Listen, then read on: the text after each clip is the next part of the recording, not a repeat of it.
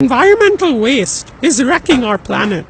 But what about the waste inside us that can cause diseases like cancer, Alzheimer's, diabetes? Thankfully, our cells execute a brilliant self-cleansing process called autophagy. It involves breaking down damaged and diseased organelles and converting them into energy. In fact, the 2016 Nobel Prize in Medicine was awarded for this process. Let's dive deep into it with some action, adventure, and a superhero. Our story is set in a floating city called Cell City. The hero has the coolest appearance, Autophagy Man. One day, Autophagy gets a mission to round up the city garbage and deliver it to the recycling center. Our man jumps on his surfmobile and kicks off. Using his keen eye for spotting damaged organelles and protein clumps, he starts to bag them. Sometimes he encounters pirates like herpes virus. They get into a firefight and he captures them as well. He double wraps the membrane to keep the debris from falling and glides towards the recycling factory, the lysosome. There, he fuses and deposits the cargo. The amazing biological machinery gets to work. It pulverizes the garbage and out come the energy blocks. As we saw, autophagy starts with vesicle nucleation leading to membrane formation and ends with the fusion of autophagosome with lysosome.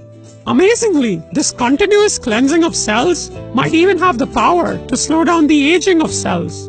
But just like all superheroes, he has his Achilles heel. Sometimes the membrane leaks, leading to garbage piles.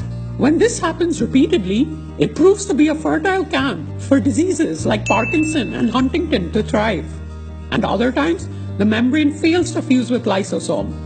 This leads to the rise of evil king Alzheimer's. Let's understand the connection between autophagy and Alzheimer's. In our brain, a defective autophagy leads to accumulation of misfolded protein. This causes toxic aggregates to form.